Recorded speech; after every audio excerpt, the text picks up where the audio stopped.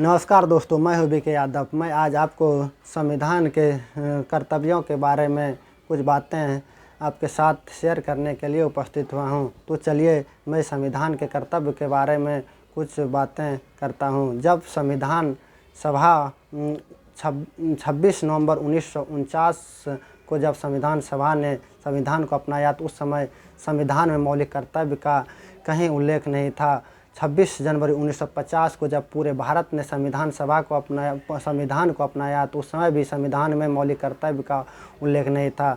जब देश एक सतत प्रक्रिया से चल रही थी तो संविधान के सभी मेंबरों को यह एक अनुभव हुआ होगा कि इतना अधिकार, अगर मौलिक अधिकार संविधान दिया गया है तो नागरिकों का भी कुछ ऐसा कर्तव्य होना चाहिए जो संविधान को पालन करे, राष्ट्र के सभी संपत्ति को क्षति न करे। इस तरह का कुछ प्रावधान बनाया जाए जो नागरिकों का भी कर्तव्य हो अपने देश के प्रति।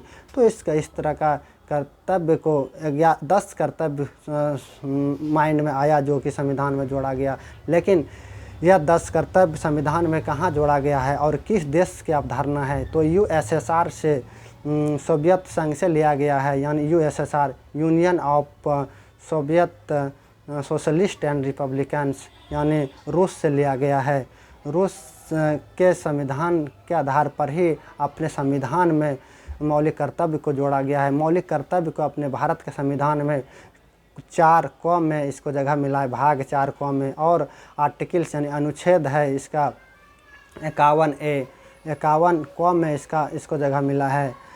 तो चलिए कौन कौन से, और इस कर्तव्य को जोड़ने के पीछे जब जोड़ा जा रहा था उस समय भारत का प्रधानमंत्री श्रीमती इंदिरा गांधी थी, और इस किसके सिफारिश पर यह जोड़ा गया, तो स्वर्ण सिंह समिति के सिफारिश पर इसको जोड़ा गया था 1976 में 42वें संविधान संशोधन द्वारा।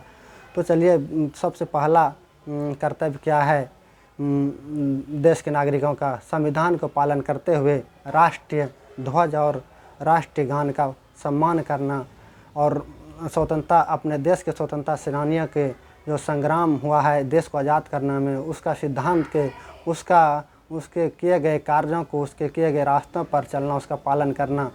और थर्ड में है भारत के बंधुत्व और अखंडता को बनाए रखना।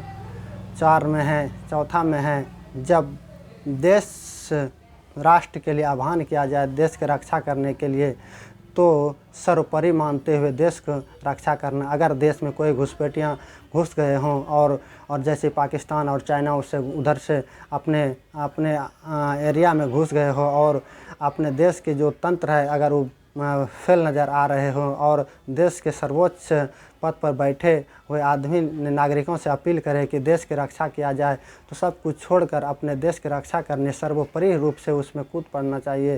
यही चौथा कहता है। और फिफ्थ में है भाईचारे को बनाए रखना। सभी लोग अपने देश में जो है सही भाईचारे के रूप में रहना, किसी से देश गुस्सा प्रेम भाव से मिलकर रहना, किसी के प्रति गुस्सा मत होना, किसी के लिए द्वेष उत्पन्न न करना। और छठा है मिश्रित संस्कृति को जीवित रखना। सभी धर्म के लोग एक साथ मिलकर रहना, जिसमें हिंदू मुस्लिम सिख ईसाई सब आपस में सभी धर्मों का सम्मान करना, ईद पे एक दूसरे का गले लगाना और होली में वह अपने हिंदुओं के साथ रंग खेलना। इस तरह भाईचारे की भावना को मिश्रित संस्कृति को बनाए रखना। प्राकृतिक पर्यावरण की रक्षा करना, प्राकृतिक और पर्यावरण की रक्षा करना उसके, क्योंकि जब पेड़ है पौधा है तो हम लोग हैं, जब अगर पेड़ पौधा नहीं रहेंगे तो हम लोग का ऑक्सीजन कहाँ से मिलेंगे और हम लोग के जीवन पर संकट मंडरा सकते हैं। वैसे भी ग्लोबल वार्मिंग आज के देश में बहुत बड़ी समस्या बन चुकी है, इसलिए पेड़ पौधा और पर्यावरण की रक्षा करना सर्वोपरि माना गया है। सभी नागरिकों का कर्तव्य होता है कि पेड़ पौधा लगाएं और अपने जीवन को सुरक्षित करें। पर्यावरण है हम सबकी जान, इसलिए इसका करें सम्मान। इस नारे के साथ में भी पेड़ पौधे को लगाना चाहिए। और फिर 8 नंबर का है वैज्ञानिक सोच को विकसित रखना। अगर जो पढ़े लिखे हैं, जैसे अब हम लोग चांद पर पहुंच चुके हैं, उसका अनुसरण करना, उस व्यवस्था को, उस डिपार्टमेंट को आगे बढ़ने के लिए समय समय पर पुरस्कृत करना और उसके हर त्रुटियों को फाइंड आउट करने के लिए प्रयास करना और उसके टेक्निक को आगे बढ़ाने के लिए उसके प्रोत्साहन करना।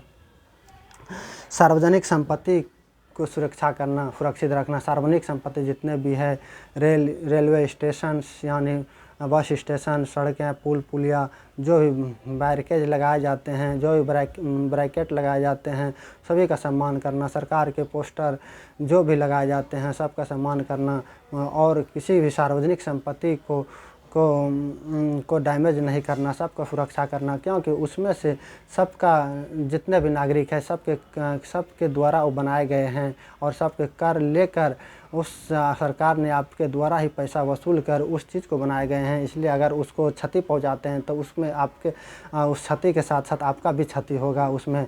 इसलिए सार्वजनिक संपत्ति को हमेशा सुरक्षित करना। अगर कोई इस तरह सार्वजनिक संपत्ति को डैमेज कर रहा है तो उसके प्रति आप FIR कर सकते हैं, आप कोर्ट जा सकते हैं और उसको सज़ा दिला सकते हैं।